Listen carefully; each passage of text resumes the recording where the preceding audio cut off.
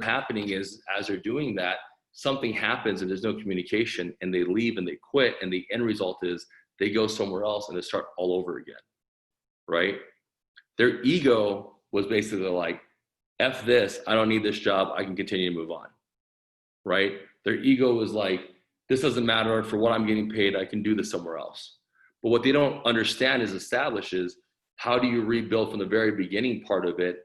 Because what you realize is, especially us who are a little bit older, it doesn't matter where you go, you're always gonna deal with a jerk. You're always gonna deal with someone that's good. You're always gonna deal with someone that supports you, or someone that doesn't support you, right? But most people stay on because their egos don't allow them to stay, and their egos don't allow them to leave. Does that make sense? And that's with any relationship. That's friendships, that's business partners, that's personal relationships, that's anything else that's in between. That makes a giant difference on the approach and why you're doing things and why you're not doing other things. And so I have a friend right now who is having very personal issues, and he is a partner with his former significant other. And that's where the discussion came in about ego to let go and ego not to go. When he first read it, he was like, I don't understand what you're trying to tell me. And I said, well, you know, you are staying there because of whatever your reasons are. And maybe there's a fear that you're not going to continue to grow. You want to leave there because you're angry and you're upset, but you're not thinking about everything else. So how many times in your lives and decisions did you make a decision based on your ego to go or your ego not to go? Right? Think about this. Think about the impact that it's happened. Think about the relationships. Think about how you had to start all over again, right? That is really key, because that almost leads to your purpose of why you're doing that and the patience behind that. Look, anybody can hang around and be with you when things are going great. It's when shit hits the fan, it's when things have to change that really tests people's characters. And more so in businesses as in life.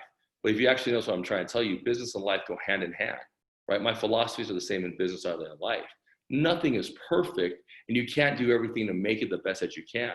But what you can do at the bare minimum is understand that when you're hitting this critical mass and this critical decision, why are you doing this? Why are you allowing that ego to reshape a 5-year relationship? Why is your partner doing that? Why is your friend doing that? That is so impactful, meaningful, and such a simple word. It's so deep. It's so deep that if you really think about what I'm telling you, that makes a difference on why your life is going a certain way than the others. And I see a couple of you going like, oh my God, like you're thinking about it. So that's one discussion I really want to talk about. The other thing is loyalty, right? Like as we're continuing to grow and we're continuing to do our business and we're trying to do things, loyalty is a very, very, very big deal, right? Can you be loyal? Can you do the right things? Can you figure things out? Can you work together? Loyalty encompasses, and how many of you guys have done a business or worked with entrepreneurs where loyalty had come in and the end result was a loss? They left you because they weren't loyal. They hurt you because they weren't loyal. Gabe, are you guys done? The hardest part about being a good human being is you're going to get screwed over by every single person you can possibly care about. More so in business. And it's going to make you want to wonder and switch and adjust to being something else and someone else that you're not. And I'm here to tell you that as hard as that is if you stay your core and your core values as you are as a human being and the things that you do, that's very important, because that core will help you drive between the difference of taking the wrong money and taking the right money and doing the right things and wrong things. I will tell you that most of my bad decisions in life have been based on my ego, my insecurities, my losses, me not feeling a certain which way. And it's been such a battle for me as a man. When you talk about being a man, you talk about, the things that we have to do as human beings, what are we taught as men? And we're taught that, women have to look like Barbie, right? Men have to look like He-Man. And how are we judged? We're judged by fame, money, and success. And when those three things aren't hitting, we feel less worthy, right? You don't feel as accomplished. And when someone who isn't as educated or as experienced or as worthy and they're doing better, you feel almost worse about it, right? So the ego to stay and the ego to go is such a significant thing, because that makes a core difference on how you're going to succeed and how you're going to fail. That's really, really, really important.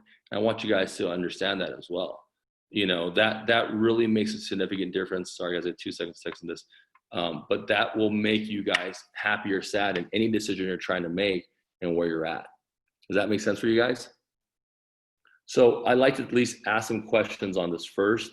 I think they're done with my room, so I'm gonna jump back over there. But you know, go ahead and ask me some questions as I'm walking around like a ninja. When it comes to managing your ego and not letting your ego affect the way that maybe you're acting with a business partner or a colleague or anything, like, is there anything that you do specifically to kind of notice it when it's your ego talking and it's not your logic talking? I don't know if that makes sense what I'm trying to ask. Yeah, the answer is simple. Is it worth it to start all over again?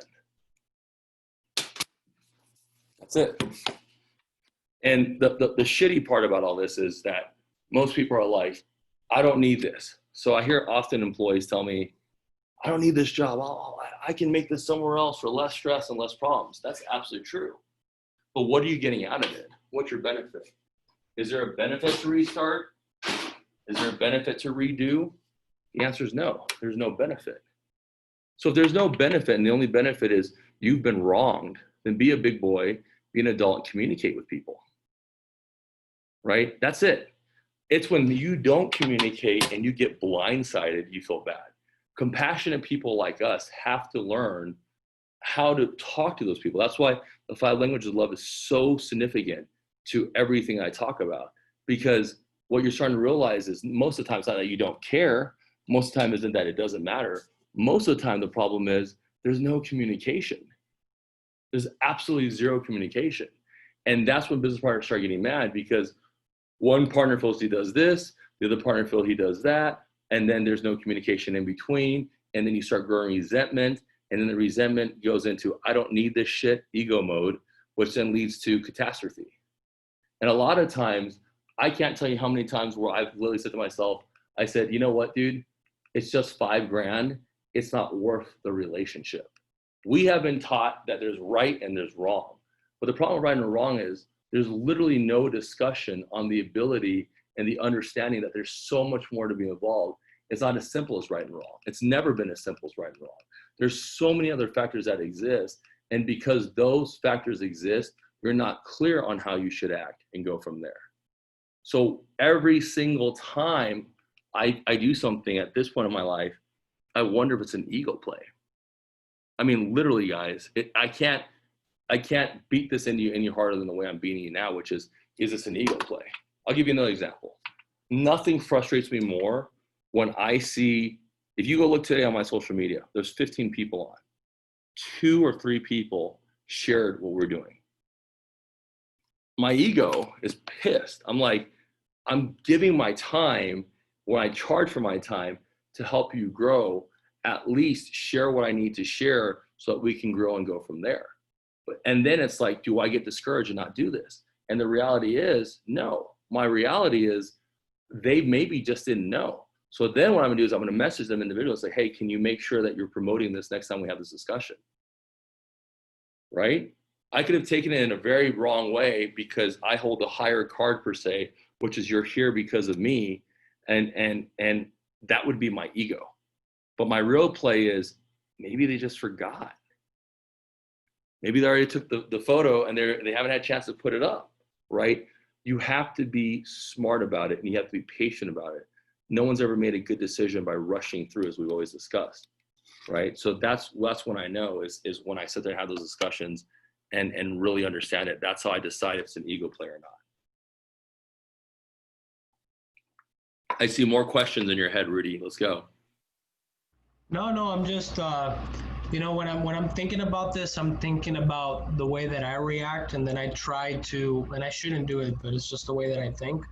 I start thinking about how other people are reacting to the way that I might try to make a point. Like an example would be like, let's say that I'm used to work a certain way with a business partner, right? I communicate, I want things done the way that I like it done, right? Let's be organized, let's make sure everything is on point, we know what we got to do, let's get it done, and let's follow out the plan that we laid in place. If that plan is not followed, I find myself frustrated. So then I start getting angry that things are not being done how I expect them to be done. So that's me taking a step back and being like, you know what, I can't let it upset me because everybody works through a process differently. So, what is the best method that I can do to not necessarily just stop myself, but maybe communicate some of the things that maybe a business partner doesn't do as well as I would like them to do? I guess that's So more what I'm asking. How can I have that conversation? the hardest thing for me is trying to get people on my wavelength. I'll give you an example, and I'll make the story. When I was 25 years old, I was running. We y'all speak Spanish, right? So we had maquiladoras. We were in the maquilas, and we were doing cafeteria food in the maquilas. We were serving 10 to 15,000 people a day. I mean, ton of money. And I had a guy, and I think his name was Jesus. I'm pretty sure his name was Jesus. He first started as a bodyguard, and he was a great bodyguard. And then he came in and he became purchasing, head of purchasing. And he did such a great job head of purchasing. I, at 25 years old, not thinking how there's different people and there's different needs and they're in different parts of their lives. Not everybody wants to be a billionaire. That's just the truth. There's a reason it's called the 1%. Not everybody wants to live in a white picket, a house with a white picket fence. Everyone is different. Everyone's values are different. So what happens is, because those things are all different, you have to know how to work with those people. A good leader knows how to motivate. A good leader understands. Doesn't matter if you're equal partners or the lesser partner. You act as if you take the initiative and you work with these people to fit their needs. So then I tell this guy at a manager meeting, I give him a promotion to manager and he's getting paid double. You guys know what he did the next day? He quit. He couldn't take the stress and pressure. He quit. And it was shocking to me because I could not understand how he could quit. Thanks, my man. You just want me to go out there when I'm done? They're not, okay. All right, cool. So that's what I'm trying to tell you. You have to go from there. People work differently. I have one of our staff members that are here now that they get discouraged, and a part of me is like, why do I have to motivate you and rah and give you the speech to grow? But at the same time, a part of me is understanding that they need a little bit of confidence because fear overplays ability. Right? It's not like me and you or half the people here who have the balls to jump out and do whatever we're supposed to do. That's why it's the 1%. Most people don't have that. Most people need to know that there is a guarantee. Most people need to know that there's a future. That's why entrepreneurs are entrepreneurs. That's why there's only so many billionaires and millionaires. The real value is understanding that. To be a master salesperson, to be a master business person, and to be a master human being, you have to be compassionate with that. If you don't learn how to do that, you're going to continuously fall into the same circle. And if you think about it, I'm sure a lot of the issues are the same issues over and over and over again, right? Because they're not up to your expectations. Sometimes they just don't know it. And the worst part is, like, I'll tell people, why don't you just ask? Common sense enough. They're afraid to ask. I mean, that's the truth.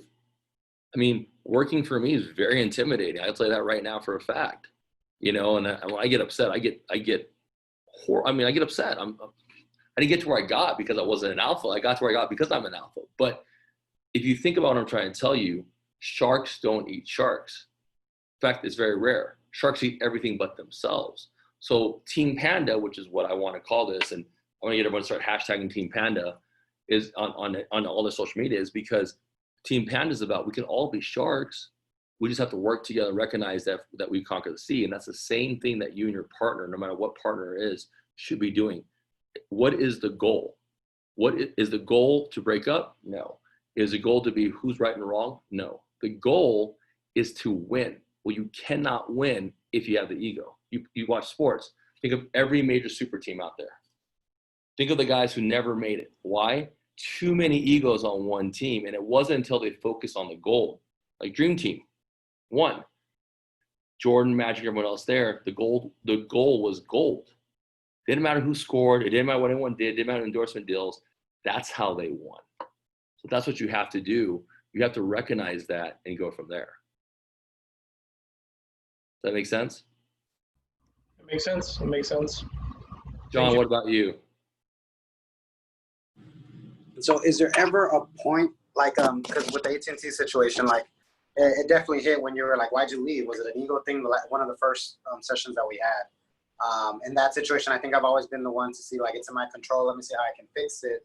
But I felt like at that time, it just got to the point where I'm like, man, I think I'm taking too much ownership at that point, where I was like, I keep trying to overcome stuff and things keep happening. So I chose to part ways. Definitely was a lesson that's not always green on the other side. Had to work to try to get a position that made sense after that. But is there ever a point where you should walk away? Like, is there a way to know that it's not an ego thing, but it's maybe just not a good fit for you? So what I do is I like to do a list of pros and cons of why I should stay and why I should leave. And then that's the powerful word of ego to stay, ego to go, right? Why am I staying here? Is it my ego? Why do I want to leave here? Is it my ego? And I'm honest with myself. And after I write and I put that up, literally, I look at it a day again later, right? That you have to be so honest with yourself. And what you might realize is the problem is you, right? And the problem is you, it doesn't matter where you go. You know, you can have your dream job and your dream person, but if the problem is you, at the end of the day, you know, you're going to have the same problem. So that's how you have to make those adjustments. What you're going to find out is, well, shit, man, it didn't matter if I was at AT&T or Spectrum or Downtown Spaces, I'm the problem. How do I fix myself to become better, right? Until that happens, it's going to be the same cycle over and over and over again. But honestly, I split them up. I make the decision. I think about it. I ask that question over and over again, and then I make the decision and go from there. Okay. And real quick, David, you said that you make that list, you put it away, and then you look at it at a later time, just to see if you were thinking. I will always look at everything. I will look at it 2 days later, 3 days later, when emotion is not creating my commotion. Right? That's what I really have to do and recognize it. Like, that's so important because none of us have made ever a good decision based on emotion or pissed. I mean, if any of you can raise your hands and tell me that you made a great decision when you're pissed, please teach me how to do it. I haven't.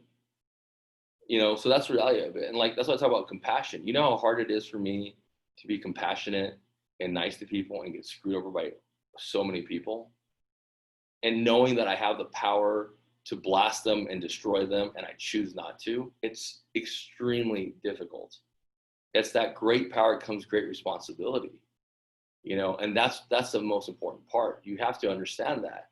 You have to realize that the real power is you controlling that and not doing that, right? And that's where it gets difficult, but it keeps you in the right path. You have to always stay in the right path. That's what makes a difference. Jess, what about you? You have a question? No, I'm still like in the beginning process. Like, I don't have that much interaction with people yet, so I still really haven't had to practice the whole ego thing yet as far as real estate. Well, that's good. You know, it's a hard time for everybody. I mean, you three are in sales. I'm in sales. We're all in sales, right? But you have to give yourself props for at least getting up and doing it every day. It's not just based on numbers, man. Numbers are if I based everything on numbers, I have a very low IQ. I couldn't pass the TOS test, and I had a shitty SAT. I think I'm pretty freaking smart. I don't give two F's about the SAT, and I never took the TOS test.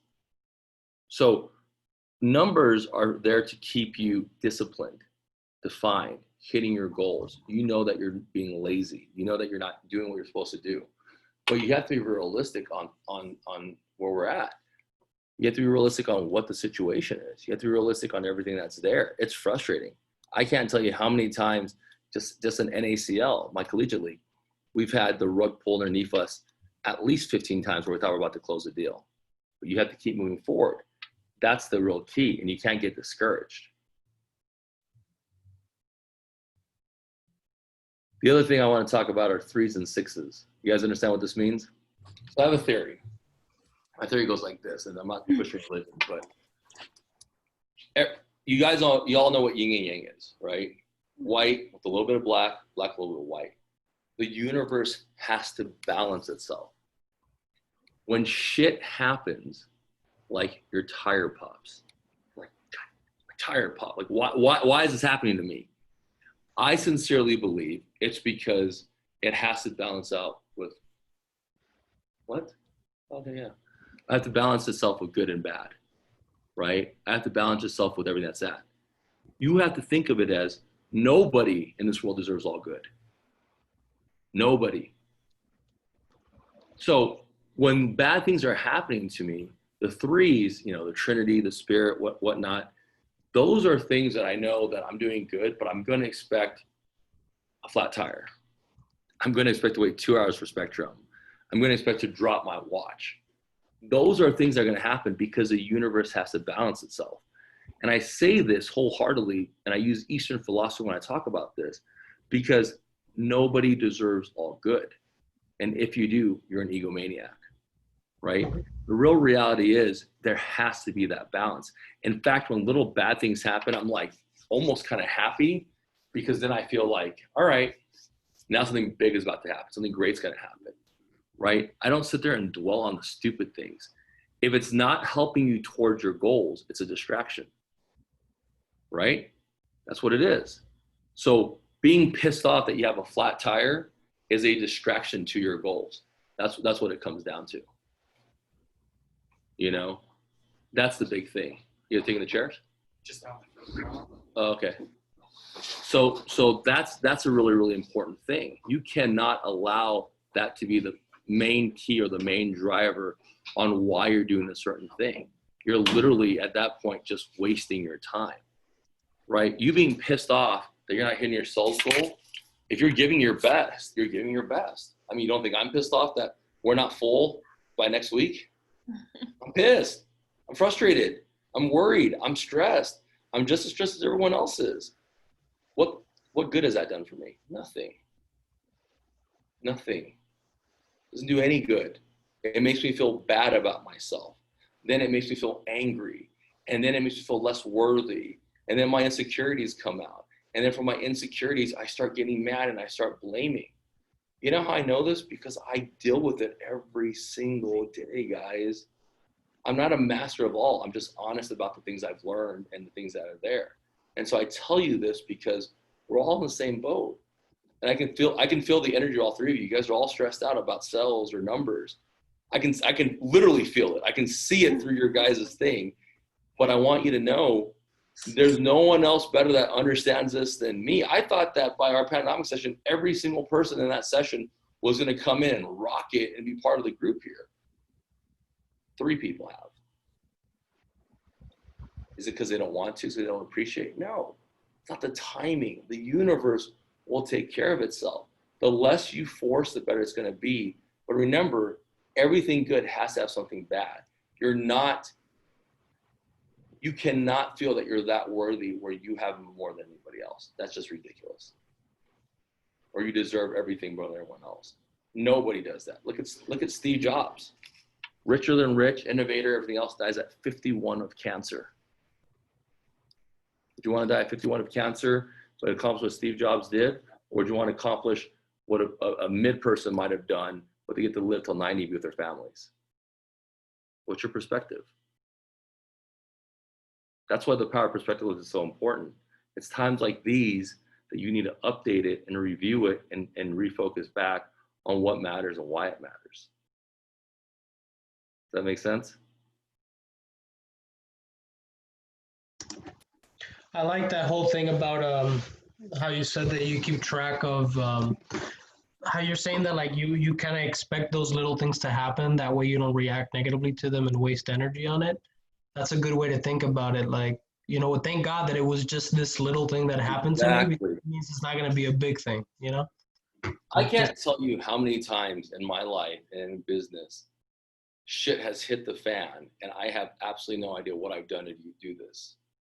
I can't tell you how many times I've been screwed over by people that I've cared about, business partners and human beings. I can't tell you how impossible it's been to stay the person that I am. It has been a journey amongst itself, and I have to constantly reconnect and check myself. But if I don't do it, the universe or the bad or the sixes, they want me to head in that direction. So I choose not to. I laugh at its face in the most respectful manner because, all right, well, I had a flat tire. Like, we had a flat tire with Katie's car a week ago. I don't know what we did to deserve this. We cannot find the tire. It's taken me 2 weeks to find the tire online. Am I gonna be pissed off about it? No, it's just, we have to work around it. Everyone has to stay late until I leave. That's the universe, that's how it works. So you have to understand that and believe in that, and that will make the difference between succeeding and failing. Mentally, not in business, mentally. If this isn't aligned, nothing else matters. A quick example that I can share with everybody on the call, and it was just kind of eye-opening. On last Friday, I got my first ATM set up finally, so I was super happy about that. When I came to set up the machine, everything was fine.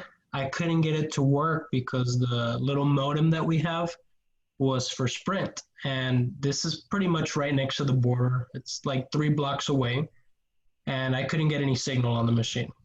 I was super frustrated. I couldn't get it to work. I called their customer service. I'm like, well, we need to figure it out. Can you overnight it? They're like, no, we can't overnight it. It's like $80 to do so because we're in California. So I was freaking out, right? I don't know what I was going to do, even though I didn't have the machine there. But since I already had it installed, I wanted it to work, right? I got tunnel vision. And the owner of the store, this old man, right? He's like 4 feet high. He walks up to me. He's like, you do know that we got internet here, right? I was like, yeah, of course, but I want to do it separately. I don't want to disturb your operations. He's like, look, guy, I just need it to work. Go to Best Buy, go get yourself a 100-foot Ethernet cord, and go get yourself a switchboard that I can connect all these units to, and I'll reimburse you for it. I don't care because I need it. So I went to Best Buy, bought the Ethernet cord, the switchboard, connected it, and I got the unit to work. Now, I spent all that time just so focused on the fact that I couldn't get it to work. And this guy, like, to him, he's like, this is not a big deal, bro. Like, just hook it up to the internet. That's all you got to do, Like, it was just kind of crazy how it worked out, I got so caught up on my negativity that I almost let my frustrations get the best of me. And little did I know the solution was so simple. It was right there. You know what I mean? Like, it's kind of interesting. I appreciate you sharing that. That's that emotion creates commotion idea, right? Like, it's so easy to be so frustrated and angry. It's the easy way to go. It's the default answer. To be calm and centered is a very difficult task. But like you just said, it happens when it's supposed to happen. That's the reality of it. That's the way it's supposed to be. That's how it's going to work. That's what's going to matter to you. And so you have to keep in mind that exact incident and refocus on it every single time that you're doing something. Because if you don't, you'll keep doing the same results, which is not what you're trying to do. So I'm glad that you share that. That's absolutely true. Obviously, there's not 14 people to ask questions, so it's a little bit more different with 3 people. So if you guys have questions, you can ask, or we can make this session a little bit shorter. That's okay with me too.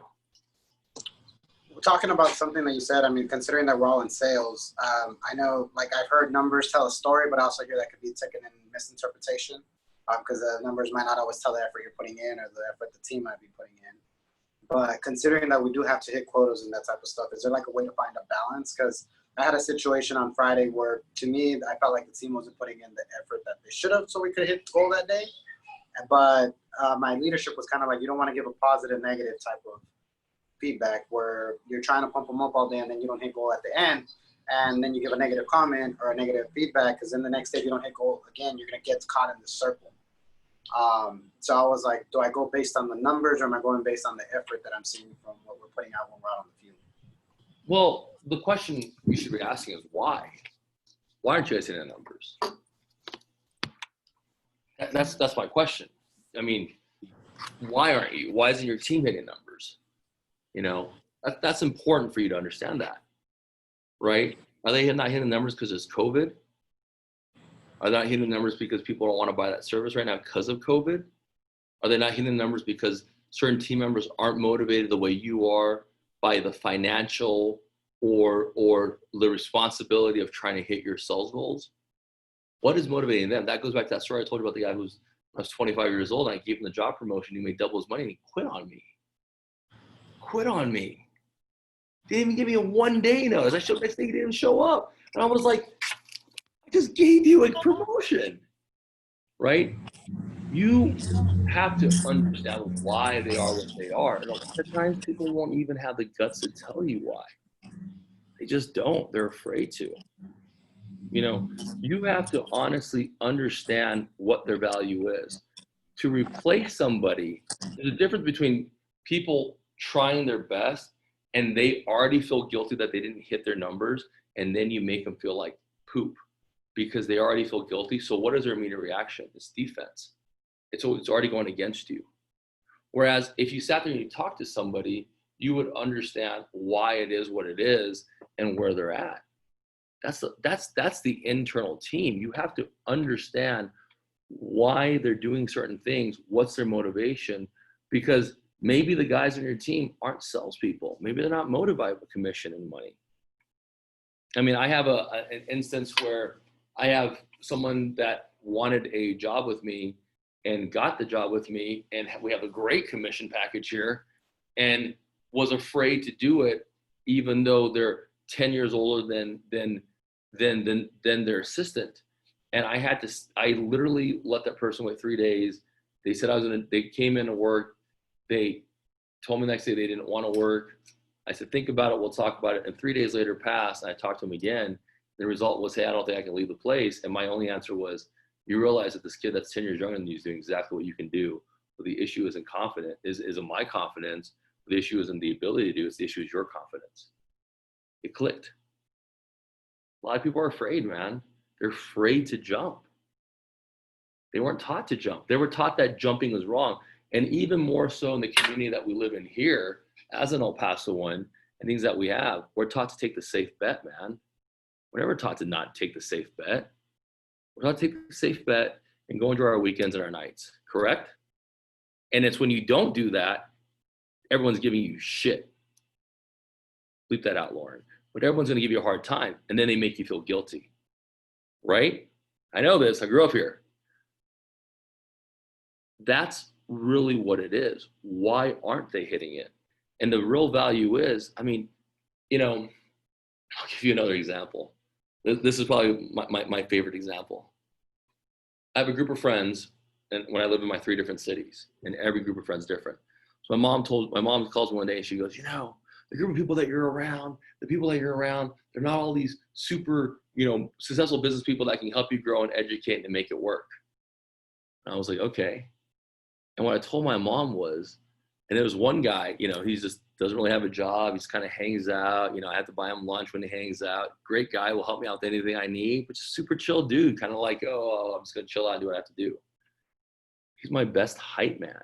What do I mean by hype man? He tells everyone how great I am when he meets everybody. What's his value? He's PR. So you can't just obviously base on numbers and sales. You have to figure that part out, and that makes a difference on how you approach things, right? And had I not thought to myself, this is the best hype man, this person tells everyone they meet how great I am, how good of a human being I am, which then led to other opportunities, then I would have been at a complete loss. Does that make sense? So you have to measure and value things in different capacities to be a great leader. Maybe you have that one person who's horrible in sales, but they're the glue of the team. Yeah. Right? You just never know. That's the important part of it. You know, when you watch sports movies and everything else, the guy with the heart is the leader.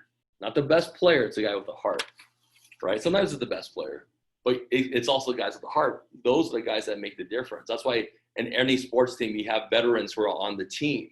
They can't play anymore, but they have the heart, the experience to teach. That's the value that you can bring in. So that's how I would evaluate people, see what they're bringing in, and if they're just being sure, lazy, and awful, then just let them go. Okay. I appreciate that. No problem.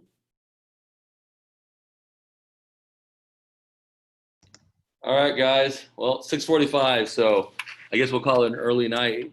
unless you guys have any more questions. We'll just let you we'll let you go, man, on my end. I see a big sigh from Jess. Why? Huh? No, I'm listening. I was gonna ask you, how can we help you promote downtown spaces, or what can we do there? Just keep doing what you're doing. You Okay. know, help me share it, help me post it. Just keep doing what you guys are doing. You know, it's much appreciated. I see it, you know, it helps me a lot. You know, I mean, obviously, if I see something, you know, I help promote it as well. You know, just whenever you can, you know, just thank you for asking that. That definitely is something that I appreciate. And you know, we'll move forward and go from there. Mhm. I love this space. Oh, David, if you turn that into apartments, I'd be there. I'd be the first one. Yeah, I wish I could, but Ugh. the initial idea was to have apartments, but didn't work out, man. It Yeah. never does. It's like I said, the universe will do what it needs to do. Like, I'll give you an example of Aaron Jones. Like, he's here right now downstairs. I'll give you an example of the universe. Well, from El Paso, he knows of me. I obviously know who he is. He eats at King Crab all the time. Every time he eats at King Crab, I'm never there. I'm never in town, right? Him and his brother are big gamers. So my friend talks about the gaming side of things. Nothing happens. It wasn't until today when downtown spaces finally opens and it's ready to go that they're here now taking family photos. But it wasn't until I'd given a trade-off with my friend Ace, who's from the Herald Post, after years of working with this guy, that we did develop the friendship that we did for him to feel comfortable bringing Aaron here. The universe takes care of the universe the way it's supposed to. And you have to believe in that. If it doesn't happen, it's just the time. You know, I was talking to my partners in Media Abundance the other day about this other deal that we were talking about. And the answer simple was, I was like, what are we getting out of this? And my partner responds, let's let the universe figure it out.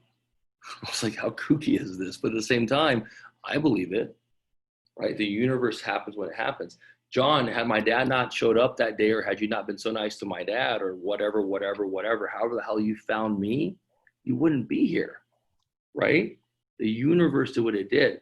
Lauren, it wasn't at the West Virginia class that I happened to speak at, you know, and a year later, she then applied to the internship. She wouldn't be here. Jess and I ran each other. I spoke at the high school. I don't know how many times we met. And then I invited you to come here because it was a universe. And Rudy, however you met me through Lavish, if I didn't meet Lavish, I would have met you. It's the universe. Have faith and believe that things are meant to be the way they're supposed to be meant to be. All four of you from four completely different circumstances, from four different fields, are all from different cities, are all united right now speaking with me. One thing went any differently. If Jess didn't put up that she was at the Eastwood thing, I was like, oh, you're here, like who are you? Or, you know, and she put something else. I remember a little bit more before that at some other event I was speaking at, and it just happened to be, I think, that I was the speaker for Eastwood that day, right? It was just universal. No, And David, John, I stalked you. I I appreciate stalked you that day. I Well, had my connections at El Paso High call over and see if I could go. Oh, really? Well, I appreciate that. You know, and I talk about John, like, I know how my dad is. My dad is a great guy, but he needs help. So if you weren't nice and patient, we wouldn't be here where we are now. Did you have the intention, did the three of you, the four of you have the intentions to be sitting here and getting mentored by me? No, that wasn't your intentions. It just happens. So you have to, when you absolutely don't have an answer, like we don't, think about this exact moment that we're talking about, how we met. The universe will do what the universe has to do. Just keep doing good and you will get good. It's the moment that you do bad, shit starts steering the wrong way. Don't do that. Bad things are coming, so it distracts you from your goals, right? Good things only happen when good things happen. I believe wholeheartedly that the universe will take care of me, even though I'm stressed out about it almost every freaking day. It's a matter of time. So think about how we met as a worst case scenario. If that didn't happen, you guys had met me a year ago, I wouldn't even have the podcast. Shoot, I wouldn't even be doing it. 6 months ago, I wouldn't even do this. If it wasn't for COVID, I would have never done this. The universe does what the universe has to do. Believe in that. It's kooky, but How else do you explain that we all met? Meant to be was meant to be. So keep that in mind. Stay strong, stay vigilant, be intelligent, be patient, be kind, be compassionate. And remember, don't let your ego stay and don't let your ego go. And 3s and 6s, 3s and 6s. Think about that over and over again. Right now, it's all right, you're not hitting your goals, a little bit of 6. Well, you're freaking alive and you have a job, that's a freaking 3. Right? Yeah. Makes sense. All right, guys. I'll talk to you guys next week. Have a great week. Have a great weekend. I will see you guys soon. You know, and we have a new podcast coming out this week and next week. Right, Lauren? There's one that came out today.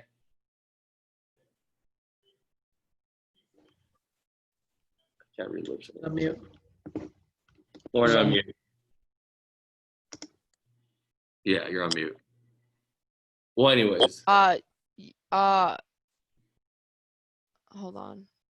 Yeah, it came out yesterday, I believe. And the one that came out yesterday was Tony Delk, who was a '96 Kentucky Wild champion, you know, Wildcats champion, was one of the best players, played in the NBA for 10 years, you know, has his own wine company.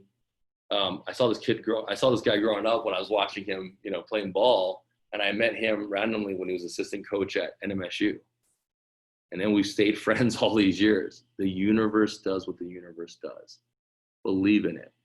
And doesn't that make you feel so much more better when I say it like that? All 3 of your faces are now completely different than it was when we first started. Even 15 minutes ago, it's completely different. You guys are going to be okay. We're all going to be okay. All right? Well, whatever we can do to help you, Dave, in terms of this program, Pandanomics and Downtown Spaces, man, I know that you put in a lot of time on this, so don't be afraid to, at least with me, be direct, be like, look, Rudy, I need you to bring in 10 people. Like, just tell me what you need us to do, and I'll make sure. I mean, look, if you have anyone that's looking for the spaces, direct them here. You know, that would be very helpful for me. You know, any news, I don't do new sessions anymore. I do them once a month now, and in a new class because it's just too much for me to deal. And then, so if you have anyone that wants to do it, it's the first Thursday of August, whatever date that's supposed to be. If you want to refer new people over there, that's fine. You know, but the most important thing that matters to me is you guys are happy and healthy. And then if you want to help me out with everything else, I mean, I'd be very grateful for it. How are you doing the program? Because I didn't get to go to the session. I know it's like an office space, and definitely like that way. I know what you talked about, having a place to bring everybody. But are they running on contracts? Is it like a month-to-month space, or? So if you get to go to downtownspaces.com, it'll tell you. But let me just put it very simple. An entrepreneur, to be taken seriously, at least have a business address. For $300 a month, you get Wi-Fi, all utilities paid, you get boardroom time, there's a photography studio, there's a videography, you know, podcast room, and there's printing involved, and you get cleaning service daily for $300 a month. And then you can just walk in and plug in and start working. Any entrepreneur that's worth 2 cents can afford $300 a month. And the reality is, you try to do it on your own, it's $280 just for internet, right? So it's a steal. So the whole point I'm trying to make across is, I did it for our city, so we can have these entrepreneurs. But there are other programs. There's your own desk for $600, then you get more hours and more amenities. You get your own office, that's $1,000, you know. And then if you get your own suite, that's a whole different ballgame, right? So there are different things. And if you like, you know, check it out online. If you have any questions, you know, message me, and I'll be more than happy to tell you. But it's a great opportunity to do that, because, I mean, literally as an entrepreneur, this is the godsend. Okay, sounds good. All right, guys, have a great week. I'll talk to you guys soon. Thank you. Later, man. Thank you. Bye. Thank you.